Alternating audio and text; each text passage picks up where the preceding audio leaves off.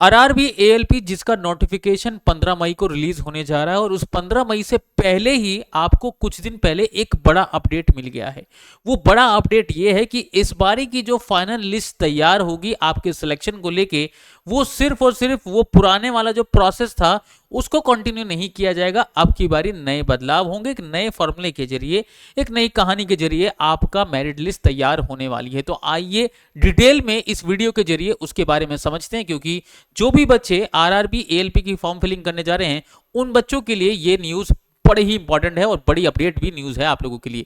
तो इसके लिए एक बार आप सेशन को शेयर कर दीजिएगा जितना ज़्यादा से ज़्यादा हो सके, और अपने दोस्तों को जरूर बताइएगा जितने भी बच्चे आरआरबी एएलपी 2026 का फॉर्म फिलिंग करने जा रहे हैं 15 मई से।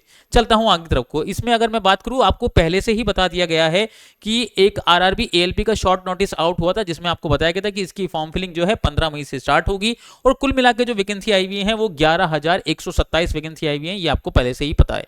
उसके अलावा जैसे कि हमें पता है कि पिछली बारी जो वैकेंसी आई थी इसमें वो 9970 आई थी, तकरीबन 10,000 के आसपास ही थी। इस बारी जो है पिछली बारी के मुकाबले और ज्यादा वैकेंसी आई है, तकरीबन 1200-1300 वैकेंसी का बदलाव है, यानी एक नया आपको चीजें देखने को मिली है, एक अच्छी चीज देखने को मिली कि 1200 वैकेंसी पिछले वाले के मुकाबले ज्यादा आती हुई दिखाई दी है।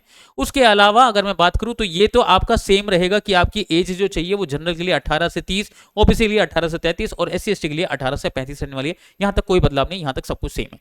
और साथ ही साथ अगर मैं बात करूं, आपका जो एग्जाम का पैटर्न होता है, सिलेक्शन प्रोसेस होता है, वो सीबीटी 1 आपको पहले क्रैक करना पड़ेगा, फिर सीबीटी 2 को देना पड़ेगा, फिर सीबीएटी यानी कि आपका एक साइको टेस्ट होता हुआ दिखाई देगा, उसके बाद आपका डीवी और एमवी यानी मेडिकल वेरिफिकेशन और डॉक्यूमेंट वेरिफिकेशन वाला प्रोसेस होगा, फाइनल सिलेक्शन आपका हो जाएगा।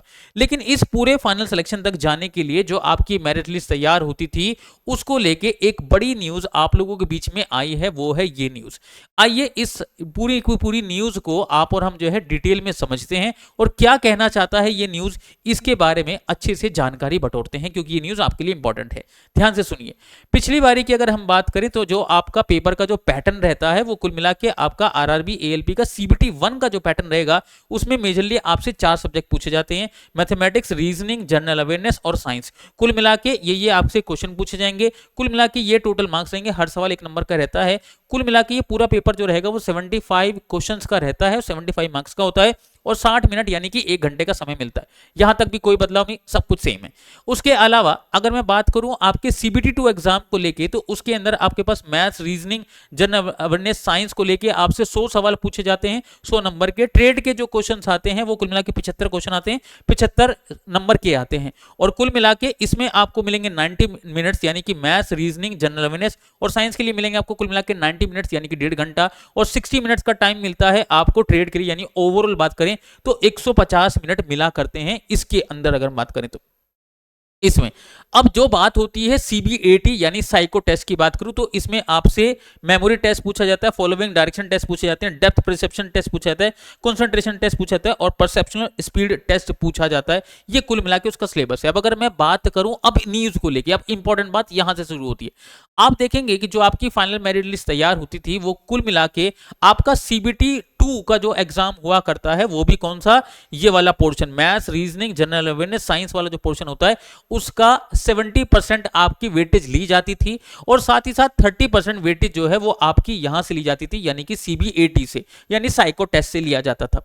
लेकिन बहुत सारे बच्चे ऐसे थे जो यहां पर जो है इस वाले पोर्शन में कम स्कोर किया करते थे, जिस वजह से उनका फाइनल लिस्ट में नाम नहीं आया करता था, क्योंकि बहुत सारे बच्चों की जो कमांड होती है वो साइको टेस्ट पे ज्यादा अच्छी होती है as compare to CBT 2 exam पे लेके, जिस वजह से फाइनल सिलेक्शन में नाम नहीं आया। अब नाम नहीं आया तो उसके लिए बेहतर अपॉर्चुनिटी क्या निकाली रेलवे ने, उन्होंने कहा देखो भाई ये ना गड़बड़ हो रही है कि भाई 70% की वेटेज इधर है और 30% की वेटेज इधर है।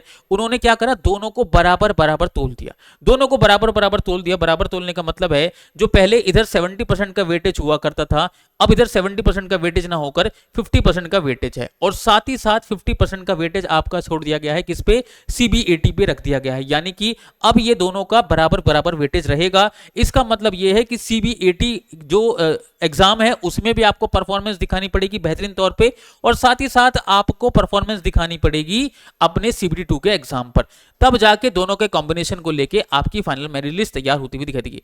ओवरऑल अगर हम बात करें तो जो मैंने आपको यहां पर बताया है वो कहने का मतलब ये हुआ कि जो पहले आपका 70% और 30% का रेशियो बना हुआ था, इसका पोर्शन आता था 70% मेरिट लिस्ट के हिसाब से, इसका बनता था 30%। तो अब ये दोनों के दोनों कैंसिल कर दिए गए हैं। अब यहां पर आ गया है 50% और यहां पर भी आ गया है 50%, कुल मिला के 100% जो मेरिट लिस्ट बनेगी वो यहां से बनती हुई दिखाई देगी और फाइनल सिलेक्शन भी यहां से होता हुआ दिखाई देगा।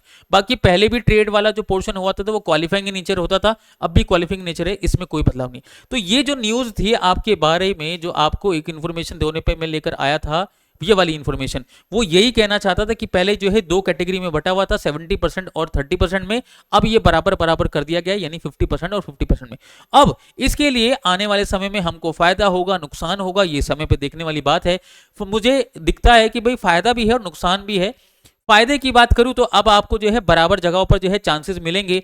अब ये नहीं होगा कि आप मैथ्स के अंदर, रीजनिंग के अंदर स्कोर अच्छा कर रहे हैं और अगर आप साइको टेस्ट में नहीं कर पा रहे हैं तो उसकी वजह से आपका सिलेक्शन रुक रहा है, या साइको टेस्ट में कर रहे हैं और सीबीटी 2 में एग्जाम में परफॉर्मेंस नहीं दिखा रहे हैं तो आपका सिलेक्शन रुक रहा है।